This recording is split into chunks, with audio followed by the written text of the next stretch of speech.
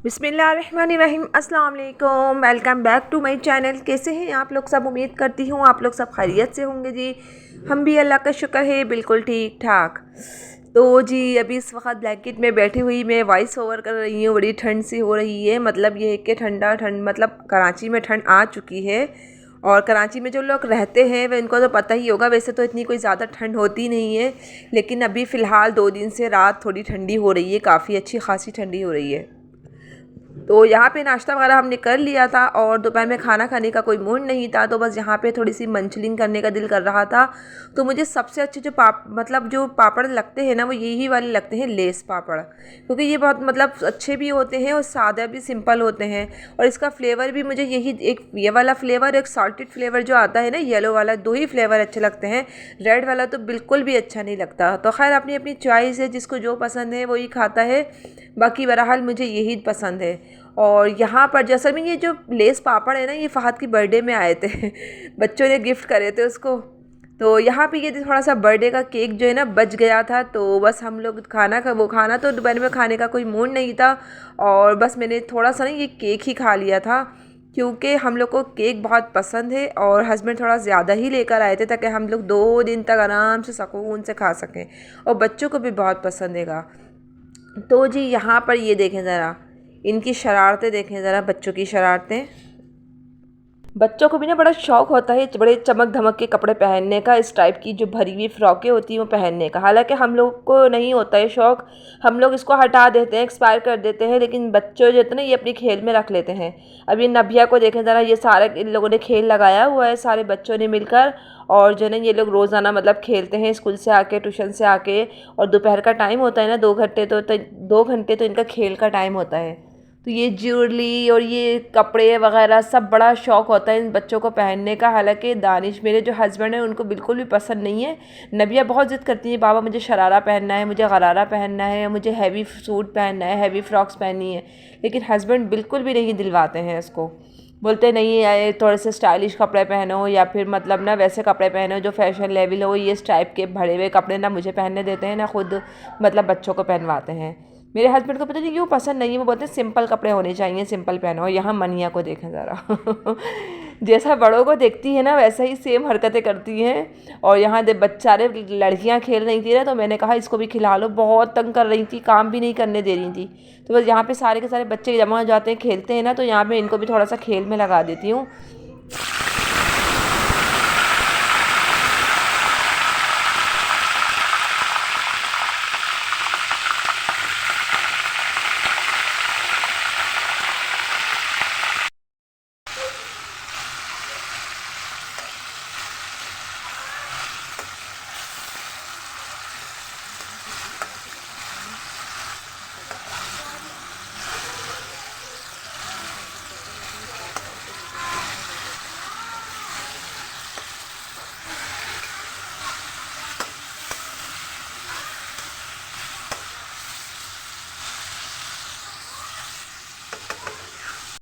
ये वाली जो आवाज़ होती है ना, खाना पकने की जो आवाज़ अभी आ रही थी आपको, तो ये आवाज़ तसल्ली देती है असल में हम लोगों को।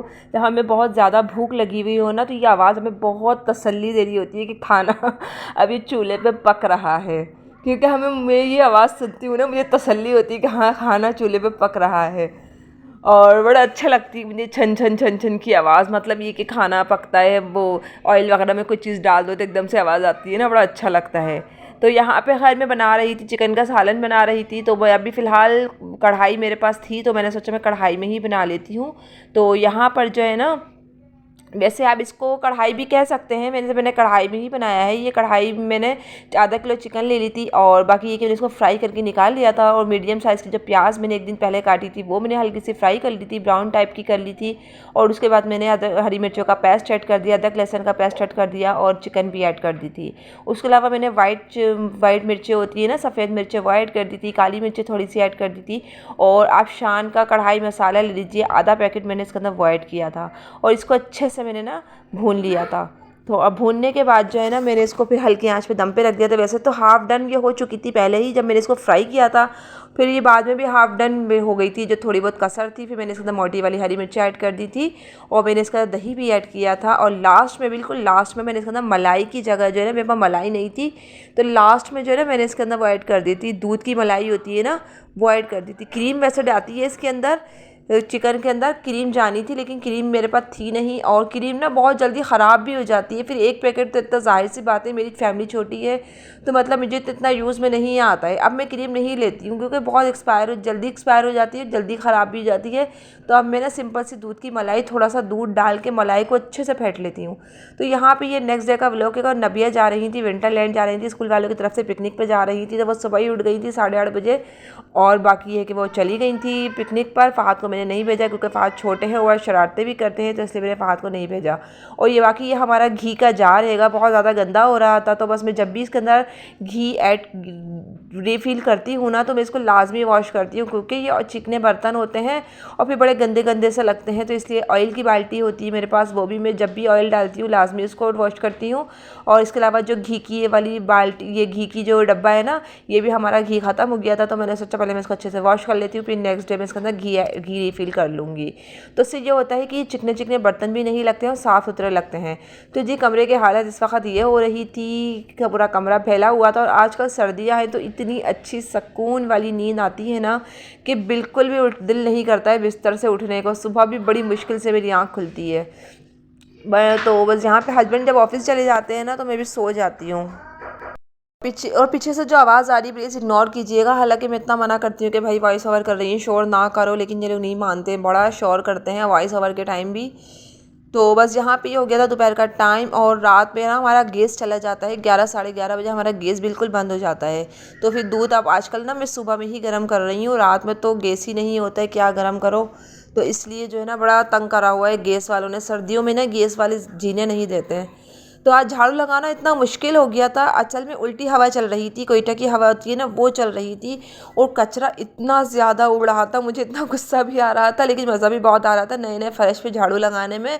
क्योंकि अभी आपको पता है रिसेंटली ये नया फ़र्श करवाया है हम लोगों ने, तो मज़ा भी आ रहा था। लेकिन ये कि ना बार बार जब कचरा उड़ रहा था ना तो बड़ी प्रॉब्लम भी हो रही थी। तो खैर मैंने यहाँ पर जो मोटा मोटा कचरा था वो उठा के पहले इसको शॉपर में भर दिया और बाद में जो है ना ये मिट्टी वाला कचरा था फिर मैंने इसको बाद में जो है ना उसे उठा लिया था, शॉपर में डाल दिया था।